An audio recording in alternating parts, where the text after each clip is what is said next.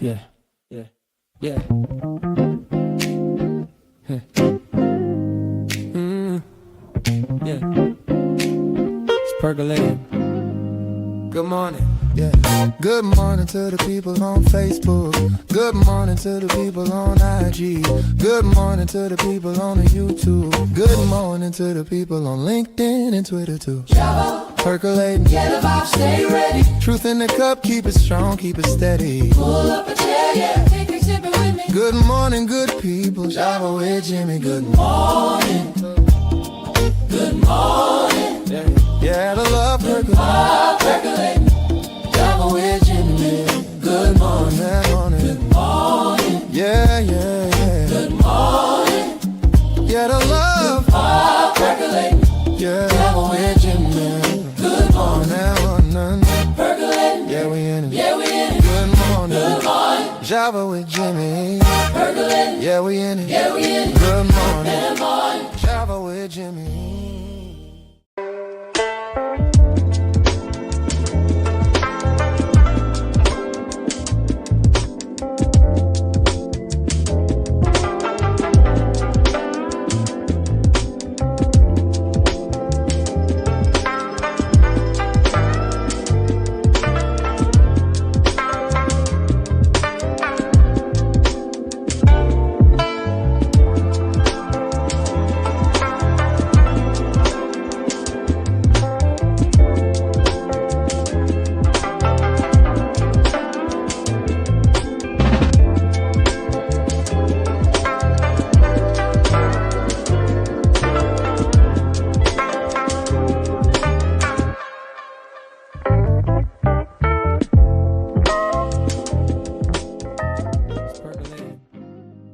Good morning. Yeah. Good morning to the people on Facebook. Good morning to the people on IG. Good morning, everybody. Good morning. Good morning. Today is Tuesday, February 3rd, 2026, and you are in the Java Cafe. For those of you that follow and listen often, Good morning, good people. Java good morning, everybody. We have a new track, Java with Jimmy track, so we just debuted that. But I am excited this morning. It is Testimony Tuesday, and this brother is coming to share some of his story. For those of you that are aware, his son transitioned recently, and we are definitely holding space for that. But if you know this brother, he is one of the most committed, long-standing, been around brothers. He kind of moves on the low, and then you see articles and things in the paper about things that he's doing. He's run for mayor twice. He's a proud dad. He is the former chief of economic development, and he's in a different role, so I'm not going to P3 him too much. But I really love and appreciate this brother. I had the honor of serving on the campaign with him in 2013, I believe, and that's where I got my CV card. And so I'm excited to bring into the Java Cafe, present to some and introduce to others Mr. John Barros. But right before we do that, again, welcome to the Java Cafe, and do me a favor, because we really need to hear what it is that he needs to say, that he's saying around in that role, and also just to hear from him as a member of the community. So do me a favor, hit that like and share button and invite others into the Java Cafe as we get ready to bring in my good friend and brother, Mr. John F. Barros. I got to make sure I get the middle name right, but put your hands together for Mr. John Barros. What's up, brother? Come on, brother. The Mr. John Barros. That sounds way too formal between me and you, man. But thanks for having me here. Really, really appreciate it. Always good to be with you. And Yes, let me say this though. Uh-oh. That jingle's kind of catchy, man. That jingle's kind of catchy. I'm feeling it. I started singing it sitting here in the backstage. I started singing it a little bit. So good for you. Nice intro. I love it. Thank you, man. And we know that you are musically inclined. And most recently, I'm just going to jump right in. I got to do this. Most recently, there was another brother that expressed his musical inclination as well. And there was a little chatter among some folks, including your brother Nelson, that Wes Moore. Oh, come on. Now that's a good brother, good company. So I ain't mad at you, but come on, man. John, when I saw that, I'm sitting there looking at him, and then for being on the campaign chair with you when we visited churches, Yeah. John, you sing. You sing as well. And so Come on, hey, come on. We can't be telling secrets on this. This is all public right here. Keep that. yes, sir. Keep that. Yes, sir. Well, let's jump into but not so much the business, but I did mention that you, Christian, left us just over a year ago. And I just wanted to hold space for you and T. And I have to ask, John, just how you're doing, as a man, and everything that I mentioned about what you've done. At the end of the day, you're a human being, a dad. And I just wanted to hold space for you for that. And then we'll jump in to some of your story, because a lot of people don't know, that you have accomplished a lot, but you're a Black man from Boston that did not go untouched by the things that Black men deal with, Right. here in Boston. And so, John, how are you? And then we'll hear some of your journey and story as well.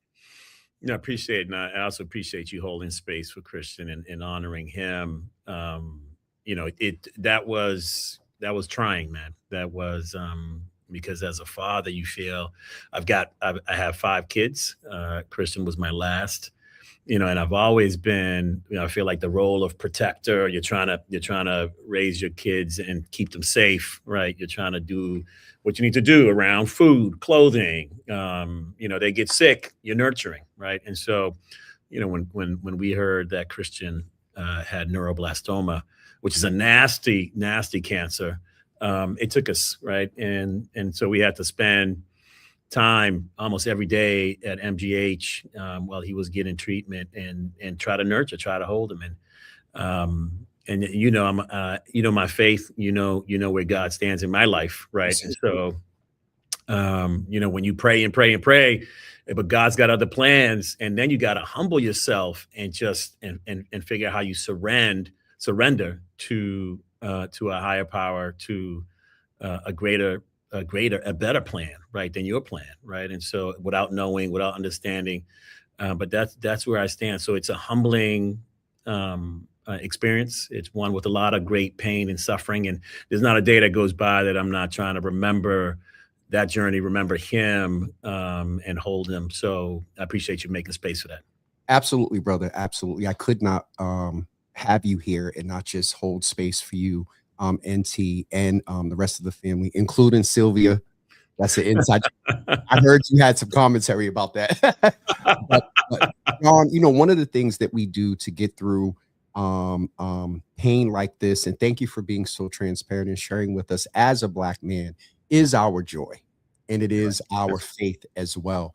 And so, John, in telling us a little bit of your journey, how has joy and faith, and as you tell your journey, how has joy and faith played a role in that journey? Like, who is, and I'll say it again, Mr. John F. Barros? Yeah, no. So, I mean, joy, it's an important part. So first of all, for me, joy and faith is intertwined. God wants us to be happy, right? Don't get me started in preaching anything, but we just read about, the Beatitudes, right? And so beatitude in Greek is happy, how to be happy, right? And so it is all about being happy. It's all about being fulfilled. It's all about, for us, Black joy, right? And so many of us. And so for so long, I was just angry, right? Angry about, how police was dealing with me, angry about life stages, poverty. There's a bunch of, and then you realize, well, hold on a second. You don't have to be angry. God wants you to be happy. And it's about joy. And it is good to search joy. But then you figure out, for me anyways, joy is not about things of this world, right? Joy is about doing what you should be doing to serve others. So I've always taken a posture of service. I think about, sort of my leadership model being the servant leadership model, and ultimately Jesus and giving oneself to save others, right? And sort of help others. And so from that perspective, I've, since the age of 14, when I started getting involved with community organizing at DSNI, that's what's driven me, James. And It's been about serving others, improving the lives of people in my neighborhood, improving the lives of people in my community. So when I got on the board of DS9 at the age of 17, when I became executive director at the age of 25, just in community trying to do that work, right? And it hasn't always been easy, right? So they don't accept that work in a way where you try to talk truth to power, and it continues and everybody's like, oh, okay, that's just John talking truth to power. No, we could talk about all of the abuses and back and forth with power when you do that, right? But I've learned a lot, I've matured, and it's helped me to do some things, and frankly be in this position where I can work to create change and try to once again improve the lives of people in my community, people around us, and people who I work with. One of the things that stands out when you talk about making change there at the convention center, one of the first names, and you know her well, that comes to mind is Sheena Collier with the family day, the family cookout there at the convention center. And I remember chatting with her, John, I believe it was 22 or 23, when there were big open events for Black and brown people, and you remember Dallas and a few public safety and things came up like that. And so hearing about you in this position, my first thought was that spaces for Black people will be increased there at the convention center. We know we had the NAACP convention there. Sheena does her thing. Where is, or what is your vision, John, about creating that space? You talk about Black joy. There are exhibitions there. I don't know if there are concerts there. There are podcasts there. There are various things that go on there. How do you see your role coming from community in expanding what the convention center has done to embrace marginalized communities, Black and brown, LGBTQIA2S+, our ADA community, as well? How are you working, someone that understands the role of equity, how are you incorporating that into such a large system, a state, entity? Yeah, no, it's that's right. I mean, that's part of the agenda. That's part of what I'm here to do, right? Is when the governor reached out, the governor and the lieutenant governor are clear about that important mandate, right? To make sure that this place is the people's house, right? I mean, the way you think about it is that folks can access it, that community can be here. Sheena and what Sheena does here, not only from an event standpoint, but also being a member of the board, right? Supporting me, working with me. I mean, Yep. we've been clear on that, right? And so she, that's what Sheena's about. And so it is about making this place a place where we see ourselves, where we feel seen, right? And so those events, and then I'm talking to you about the studio. Let's be clear, right? And so there's conversations we're gonna have offline, but let's be clear. I need you in that studio, right? Yes. I need you broadcasting from that studio. I need people using this space and feeling like we belong, right? Like it's ours. And so you and I will have that conversation. But there's also ways to think about how we bring this place to the neighborhood, not just events in here. We're going to do that. But when tourists come, we bring economic, sort of activity into the region. That's the mission. The mission is to bring tourism to Boston, to Massachusetts, and leave some money, spend some money, right? We collect it in terms of taxes. We collect it in terms of people leaving receipts, at hotels, at restaurants. So how do we connect the tourism dollars to our neighborhoods and make sure that our main streets, that our businesses are being patronized and supported by those same dollars, making sure that our families everywhere, right, are benefiting from the economic activity that comes out of the convention center. So you're right, it's in and out, bringing people to the convention center and then bringing the economic activity out of the convention center into the neighborhood, into our homes, especially in a time when the economic conditions around us are worsening, right? People are losing jobs, and then it's becoming more expensive. I don't know about you, but my heating bill is out of control, right? So we've got to begin to use this in a way that spreads the love more, and sort of have the governor, lieutenant governor sort of really say, that's what we want you to do, and be backing that. And then you have somebody like Sheena, Aisha, and others on the board ready to support me to do that. It feels like the right situation. Absolutely. And I really appreciate the the tourism comes in, they're down in the seaport and whatnot, but and this has always been an outcry from Black Boston that, from places like Slade's, Uptown Social just opened, Grace by Nia Hugh, Yep. Yep. other, places as well. And so I'm glad to definitely, and John, how has being from community led up? Because I didn't, you said you got the call from the governor and the lieutenant governor. Was this on your radar? Were you even, looking? How has your experience translated into the impact you're going to have there? Because I'm listening to you and I know it, but you understand the point of economic, especially in these times. Jobs are gone, land is being taken. How important is focusing on economic development for marginalized communities, but specifically for the Black community? No, that's right. It's critical. I mean, most of my life has been spent around that, whether it's making sure that we can develop neighborhoods and not be gentrified, right? The work I did at the WSU Neighborhood Initiative, whether it was at the city of Boston, where, making sure that it was an inclusive Boston as we were building Boston. I remember at City Hall, we're approaching, the NAACP, right? NAACP, and saying, hey, convention should be here, and then us trying to get it and going and working with them and bringing them here, because not only is it about attracting tourism, but it's making sure that it's impacting everyone, right? The fact that the AKAs are doing their regional convention here at MCCA and coming to Boston is critical. But now, how do we make sure that those sisters, when they come into town, are going into the neighborhoods and eating and patronizing and leaving some dollars with our folks? I mean, that's the job here, right? And so that's something that I've been trying to do, not after I got into this job, but before I got into this job, as in different roles, right? It is critical. Now I can continue that work in a different way in this role, right? Because I'm at a seat in making decisions and helping to facilitate what we know has always been important. Look, tourism is, in fact, the third largest sector of our economy. Supports jobs, brings in dollars, and impacts our economy in a way that's critical. And that's been my life mission, right? Economic mobility, affordability, and us participating in it has been what I've been all about. So this feels right. Now, you asked me what I was doing before this. And so I was focusing on real estate development with the focus on affordable housing. And so that was going well.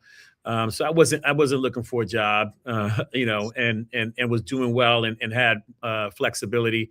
But this job felt like it could have the right impact. That was attractive, right? It felt like it could have the right impact. It was attractive. So when the governor calls you and says, look, the most important thing for us right now is to go in there and focus on equity, I was like, wait a minute, hold on a second. I get that, right? If that's what the mandate is on this job, is to go in there and help steady the ship and then make sure that the pie is being shared at large and that we're included. I mean, for me, that was like, Governor, you got my attention. Let's go do it. And there were people around the governor and the lieutenant governor, saying, hey, this is important. And the governor and lieutenant governor saying, then we're going to continue to do it. We know it's important, right? And so it felt right. It felt right. Sheena, Aisha, other members of the board, and then I reached out to Emma and said, hey, Emma, where are you as board chair? I worked with Emma at City Hall. And so when Emma started echoing it, and other members of the board started echoing it, I said to myself, no, this feels like the right situation. Let's go in there and let's see what we can do. It's thank you for mentioning this, John. You're aware fully that there is such a fight against equity. So to hear that these are the words coming from the governor and Emma, who, you said is the board president, I'm not surprised, but it's just that intentionality and assertion with intentionality to make that space equitable. And as you said, not just the space, but bringing people into the community. What is it, John, that we got a sense of your vision? You're talking about expanding equity there. You're talking about bringing the dollars from the convention center into the community. Are there other pieces of your vision? You mentioned artists. Are there other things that Yeah. you want to accomplish? Now, some of us have already been talking, and I don't know, the governor's coming on soon, and we'll be sure to, mention that. But some of us are like, this needs to be permanent and not interim. I just wanted to put that out there. What are some other parts of your vision, John, to incorporate that equity to scale? Because Yeah. anywhere you are, it's going to scale up a little bit. So what is the scale up in addition to equity? Yeah. So I you talked about art. It's critical, right? And so you talked about, are there concerts? I mean, you know what art means to me, right? So part of the projects I was working on before taking this, and I'm still on, is, I'm a restaurant owner in Dorchester. Yep. Culture center, live music, paintings and such, and so visual, audio, art, all of that. Well, we I'm working on the Jazz Urbane Lounge, the Jazz Urbane Cafe, which is about jazz, right? And African American music and musical traditions in Nubian Square, right? And so that's critical, and being able for us to create infrastructure for us to be seen, and to be part of Boston. And I see that from an economic mobility, economic stability standpoint, right? So if we in fact can't see ourselves in the city, if we can't have places where we're networking, where I'm seeing you, you're seeing me, and we're talking about what we're doing next together, we're a weaker community from an economic development standpoint, right? We're not able to do things together and get things done. So all of this is important. So us being able to see ourselves here is critical, right? Into South Boston, into the seaport, right? Into the area where we can sit down and meet each other, have a concert, have a convention, into the Back Bay, right? With the Heinz Convention Center, right? And being able to work there and meet each other.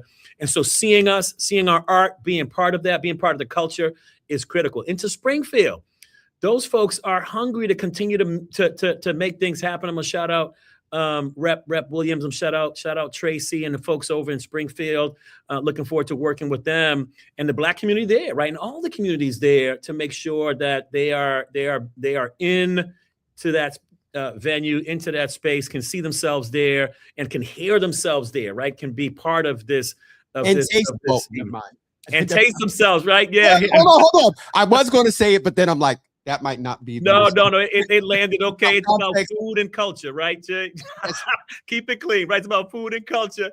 And so that's super important, right? That we continue to patronize our small businesses, our entrepreneurs. So let's get to it, right? So supply diversity, critical. Who are we doing business with here? And how are we talking about the contracts and who's getting the businesses? How do we support our businesses for being ready for those RFPs, right? And being ready to respond, let them know what's coming, what's happening. How are we being transparent about that? How are we making that a part of it? And so reporting on our spend, reporting on who's getting those dollars and what percentages are going to women-owned businesses, minority-owned businesses, and it is critical for us in making sure that we're holding this whole system accountable, and we are producing and performing in ways that we should do. Who's working here, right? Who's working here, and diversity on staff, and then lastly, is where we started. Who's bringing shows and events here? Look, I am super proud, and I'll say it's before I got here, but Rose Durham. Rose is on Rose, and her Instagram name is Big Cheryls, but that's the big right. over on Instagram now listening. Yeah. So hi, Auntie Rose, and Cheryls as well. Yeah, no, shout them out, right? But I just want to say, she is a Black woman-owned business doing business here at the convention center. And so everybody should be proud of that. How do we help her continue to grow? How do we help her continue to do her business and do more of it, right? So there are people who are already in the system. We got to help. We got to work with them. And I'm super excited to be working with Rose and look, Rose Mark Productions, that shout out her business. Listen. And there are others, right? But there's not enough of us, right? And so let's open the door for others. Let's work with the folks who are here to improve. I can call out some other businesses, but there's just not enough. The fact that I can call out all the businesses we're doing work with, right? It just means we need to continue to improve the numbers and bring more folks in. John, two things I know you can speak to in these times. One is, and it's a little bit two-sided. You talked about Rose and Rosemark, and maybe this is an after dark. How important is it that we support those that are excelling and not attempt to pull them down? And I think also within that, if you could also end that aiming for Black economic wealth and decreasing the wealth gap, it's Yeah. not harmful to others because when Others. you aim to bring up Black. Right. This is, look, this, I'm here. I'm here. And let's be clear. I am here to increase the economic pie, increase economic activity. And, look, we've got a full calendar. You ask Rose, she'll tell you there's a lot of events coming. And so we need more space. So we're talking about expansion, right? Making this place bigger. So this is all about improving the numbers and increasing the number of people coming to Boston, number of events, et cetera. We need more people. This is not a zero-sum game. This is more people, more economic activity, more people taking part of it. So I'm looking for Rose to get bigger, to scale. I'm looking for Rosemark to continue to crush it out here. She just got the Pinnacle Award the other day. Yep. Super proud. She dominated that stage. She did an excellent job. Say her face was beat and her hair. I seen a couple of pictures. I was like, okay, Auntie Rose, because usually she's running around with her walkie-talkie and her and Sister Shows is getting stuff together. So that's definitely awesome. Yeah, but it was beautiful. It was magical. It was Black joy at its best. She went in there unapologetically Black and said, I'm here. And it's been difficult. She said it real. It's been difficult, right? This hasn't been easy, but I want to shout out some folks who helped me, right? She gets it. None of us do this on our own, right? But if we don't have people in key positions who are helping, who are supporting, then it won't get done to the extent it can get done, right? And so look, that's why I shout her out. I shout her out because she gets it.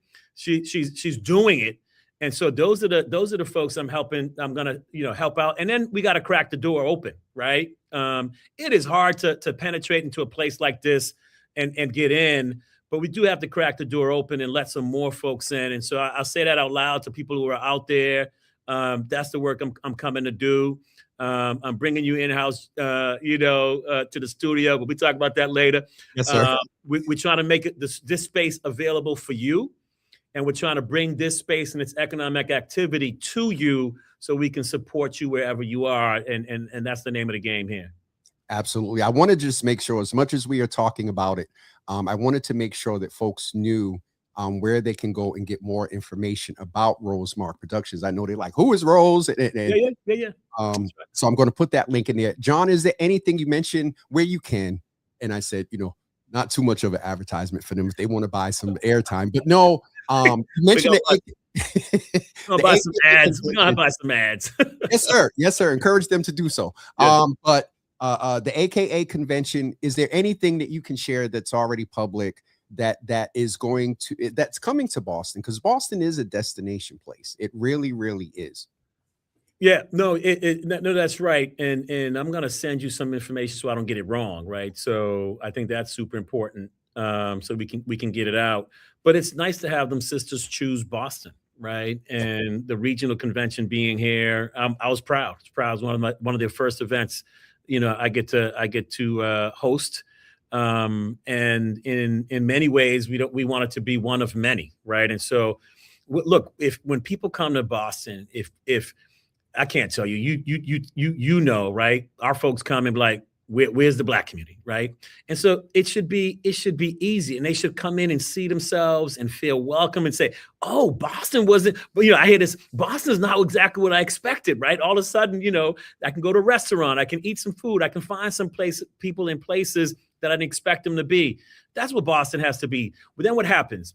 Those sisters come in, they're like, oh, I could work in Boston. And maybe they move here and get a job. They come in and they go, oh, I can invest in Boston. And maybe they're bringing their businesses in here. Maybe they're doing more businesses here. So the experience people have when they come to the city is critical for who this city is and what the city will be and who's going to take opportunity and bring it here to our city. That's why this is really important. And so I mentioned the AKAs because they're coming, and I'm super proud to have them here. And I'll send you more information on things that might be public. I definitely appreciate that. The other piece was what I'm hearing from you is the economic impact is beyond the convention. It's beyond the date of that. But when you just said that they could come here, demystify, maybe some people wanted to move here. They may get approached by, I don't know, one of the national companies, and they're like, Boston. They come here and have a good experience. They move here, contribute to the economy, raise a okay. I mean, it's to some, it's a no-brainer, but hearing you articulate that intentionality, I guess, kind of, I had some understanding why, but this is why you got the call from the governor and the lieutenant governor. No, so we know that there are certain cities with certain brands. We know, right? And even as Black folks, we think about cities where Black people think about, oh, I can go there and find opportunities. I can go there and I feel welcomed. I can go there and there's a social infrastructure where I can go and hang out and eat somewhere and maybe go out at night somewhere and understand where we are, that kind of thing, right? Boston needs to be that, right? Because those are the places that attract talent. Those are the places that attract investors. Those are the places that have jobs that are places where we can connect and find opportunities. Boston needs to be that. But in order for us to be that, people need to feel at home here, right? And so the infrastructure, the places where we host people when they come, need to be welcoming in art, in culture, in signs, in events, right? And who's there and who's participating, who's on staff and who's welcoming, who's saying, welcome to the Thomas M. Menino exhibition and convention center, that kind of thing, right? And so I think this thing doesn't just happen. It's got to be intentional. It's got to be intentional, and we've got to say it out loud and say this is what we're about to do and why we do it. And then when we say that, and I want to repeat it because you get it, it's not a zero-sum game. This improves the lives of everyone in the Commonwealth. It improves the lives of everyone in Boston because why? There's more economic gain for everyone, right? There's more economic activity and more job sustaining, more job creating because we can in fact create a stronger economy. You got me stuttering. I am very, I'm not totally surprised about your approach to this, but hearing it, you fluctuate between the 50,000 view and the 2,500 foot view on the direct impact of folks that may not even live there. You may work at Slade, you may work at Uptown Social, right. You may work at Hugh, right. And the more people you got coming, Rob or whoever's at Slade's and Nia, it doesn't have to come and say, hey, we need to cut your hours. Right. So it goes, I can send you a consulting fee. Internally, this could be your theme there, John. It goes beyond the convention. I love it. I love it. I love the model. It goes beyond the convention, right? Great. If I'm not sending some folks to Nia's, right, then what am I doing, right? If we're not, sort of making sure Hugh have people in the house, because those are tough businesses, right? But as long as we can help sustain those businesses, then everybody gets to enjoy it. You and I get to go there, right? And so if we can sustain those kind of businesses in our social fabric, in our infrastructure, jobs, right, wealth creation, we can begin to have a conversation about bridging or eliminating that wealth gap, right, and making sure that we can participate in a way, and then be able to have other people participate with us. That's the name of the game. It goes beyond the convention. I like that. I might have to use that tagline. Send me the bill. I will. We do more than we got a whole comms consulting thing we do. But John, I know we're a little bit past 10:30. You mentioned our great Thomas and Menino. I actually met you on the campaign trail, I want to say in 2009. Oh, that's right. At Roxbury Crossing. You came up with a sign. I was like, this the dude from the school committee. Or you was getting ready to get on. But yeah. Last question for you that knew our former mayor, had a great relationship, campaigned, and what is the significance that you see of naming that convention center after him? Yeah, no, look, I don't have to say it's publicly. People know he was a force when they were talking about this building, when they were talking about this convention center, and when they were talking about trying to expand the ability for Boston to attract tourism and make it part of our economy, right? And so he helped to fight for this. He helped to bring this, and so it's appropriate to honor someone who had spent so many years in public service, so many years trying to fight for improving everybody's life in Boston. He was tough. I gotta tell you that, right? But he worked hard.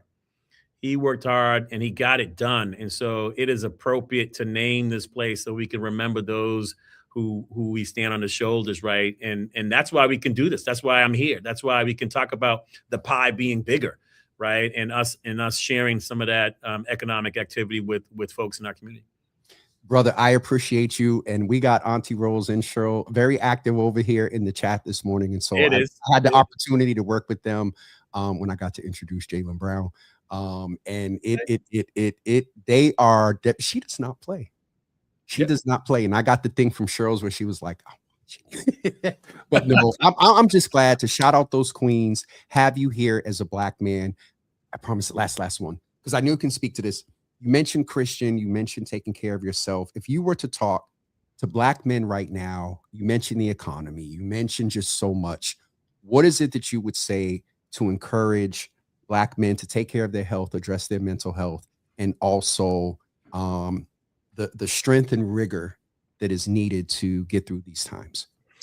Yeah, look, I mental health is important, but we can't do it alone. This is to the brothers now, right? So we can't do it alone. I just got off the phone with someone in government, right, who is feeling like, wait a minute, all of a sudden I'm feeling like I'm alone. I'm watching around me and there are less folks like me. And so we had the conversation, and whether it's an inside outside game, whether it's a work colleague, we have to find the folks around us that we can lean on, have a conversation about. And so we don't do that well. I want to shout out all the brothers I get to call, I get to lean on, I get to ask for support, and for you being there, right? And so, and then the folks who hit me up and said, "Oh, you there? We're there, right? If you're gonna do this, we got your back." And I've had some folks call me and say, "Do you need me in there yet? Should I come in? Do you need me in the office?" That kind of thing. But you gotta love it, right? We can't do it alone. Become vulnerable sometimes and say, "I need help." Right? It's okay. It's okay to be vulnerable and have a conversation about how can I do that better, right? And so sometimes we've been holding so much and we feel like we got to hold it all the time by ourselves. Build the relationships, ask for the help. How have you done this? What's gone right? What's gone wrong? I was just talking to I think it was Nicole Obi, and we were talking about how Mel King did that so well. Mel would not wait for you to ask. He would ask you, right? And so he would just say, he said to me when I first became executive director of Dudley Street Neighborhood Initiative, he called me, but he had known me on the board, right? And he was always supportive of youth leadership. He called me and he said, "Look, I'm here for you. Let's talk and for us, it was 2 weeks immediately."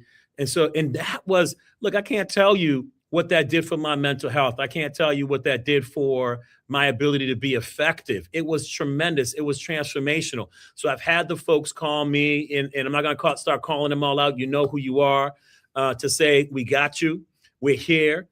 And then folks follow up with like, "You need me to show up physically yet?" That kind of thing. That is real. So for all the brothers out there, reach out, create a network, create a kitchen cabinet. That is part of how we carry the load together. Let's not do it by ourselves. Mental health is important, and your success will come in community. It'll come in group. Bring the posse. Don't go alone. I'm just going to do this, and you know who one of the brothers are that said that they'll show up. We belong everywhere. That's right. You already know. He's ready to show up, man. I talked to him this morning. He's like, "You want me there yet?" Right? You're like, no, relax. And we can't talk about him with we want to say a happy birthday and a born day to our wonderful queen, our congresswoman, our diva, our advocate that had a very active role in non-expiring TPS. Yes, sir. So right. Okay, no more questions because you'll be here another 15 minutes. Say happy birthday to Ayanna and I'll let you go. Yeah, I appreciate that, brother. I want to say happy birthday to my congresswoman, the finest congresswoman in the country, Miss Ayanna Pressley. Shout out to everything you do, the sacrifices you make, living with the threats, living with the people pushing back, and still being there and holding your head up high in this time where our country needs you the most. And so, happy birthday to you. We love you, and you know we got your back. And to your hubby over there, appreciate you, brother. I can't say something Conan says without doing the voice. Yeah. Brother, I appreciate you. I love you. Thank you. We'll follow up because that podcast space is it's amazing. And I see they've incorporated a couple of the ideas. But John, I appreciate you, man, and I'll definitely follow up. And thank you for encouragement and inspiration today, because I believe one of the mothers said that this is an encouraging conversation about our city. It brings me so much joy. So know that we have people in these positions that get it and understand it, and executing it is amazing.